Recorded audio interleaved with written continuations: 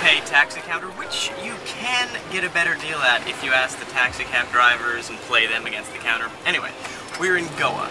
Now you can tell we're in Goa because there is alcohol advertised everywhere, and you can really see the Portuguese influence in the architecture.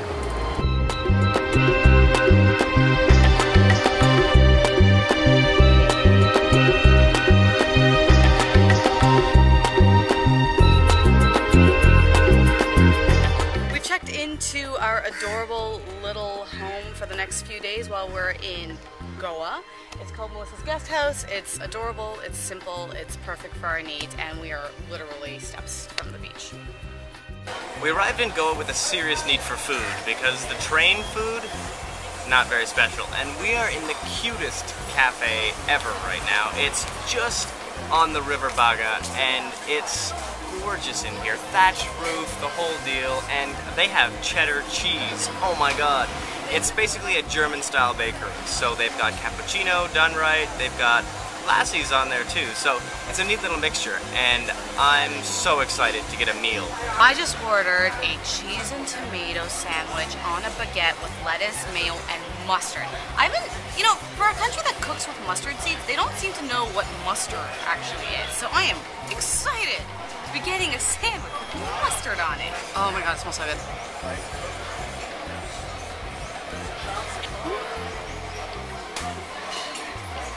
I'm happy. A ham and cheese sandwich with cheese, ham, and bread that all feels like it came right from Frankfurt. Like, this is soft and delicious. In this kind of a humid environment, you don't really expect it to be fresh all the time, but in this case, it is perfect.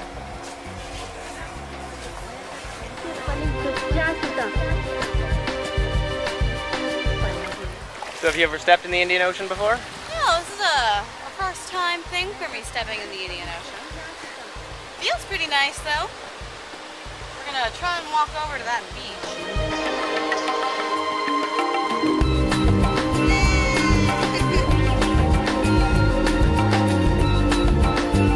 Mission accomplished. It's not a walk you can do when it's monsoon season, but when it's dry, it's pretty easy to get from Little Baga to Baga Beach. Absolutely beautiful sand in Goa. It's so fine that it feels almost like snow or icing sugar. There's like a crunch when you step in it. It's really, really nice on your feet. It is hot in the Goan sun, and this dog has got the right idea.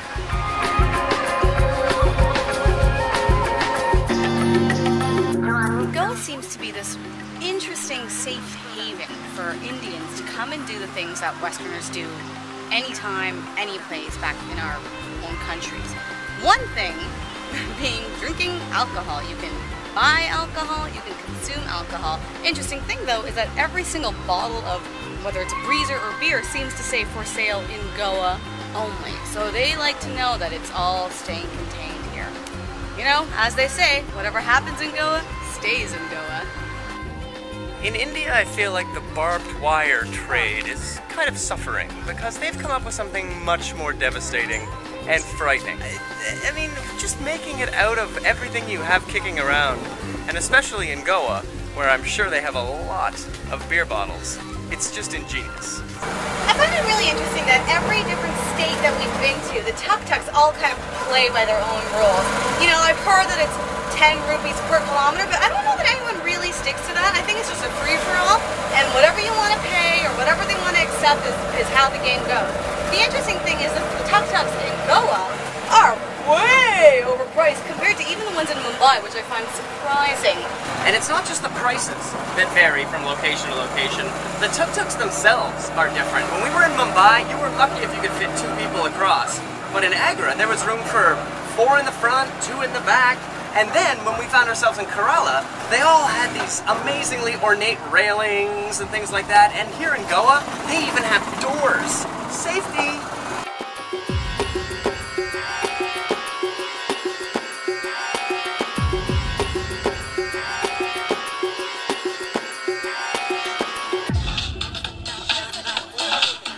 Obviously, I've kind of made a personal vow to not shop anymore, but being in a goddamn flea market makes it really freaking hard because I'm surrounded by clothes.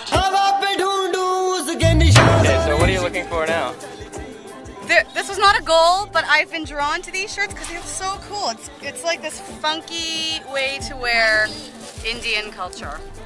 There's plenty of them. You can decide which one. If there's many, you confuse, you know. It's enough for few. She's good. She's good. Make a nice picture. You can remind me, okay? You can show all your friends. You have so shiny white teeth. Oh my goodness. So cool. Tell me how many necklaces you came here looking for. Zero? I came here looking for bangles, lots of bangles. But hey, I got a sweet anklet on right now. Look at lovely Joffley. It's so And check out this necklace. I mean, and the matching earrings. It's really beautiful.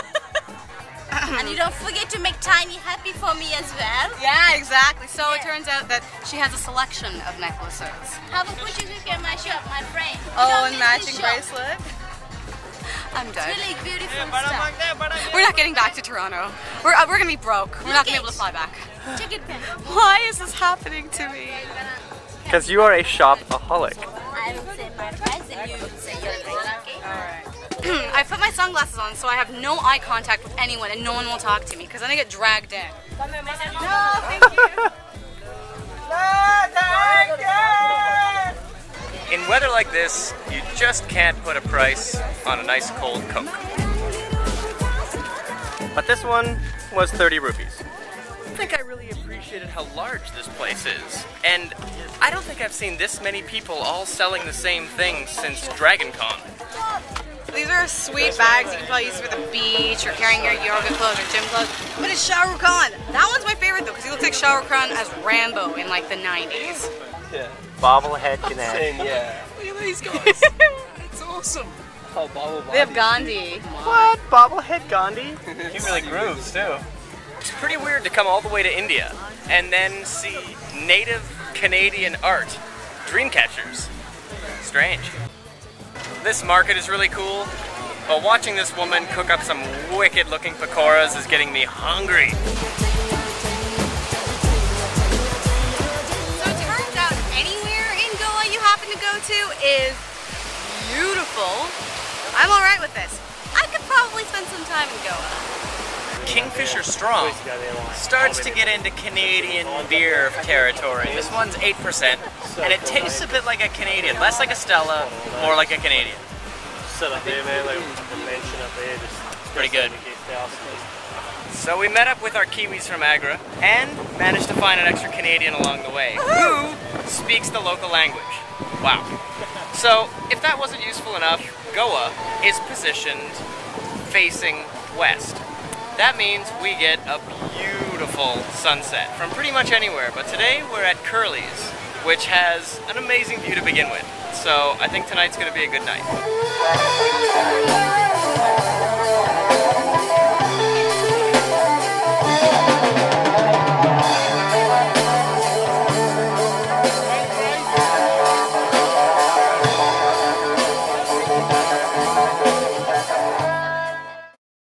That is either going to be the mintiest mojito I've ever had, or I don't know, they put food coloring in. I don't know.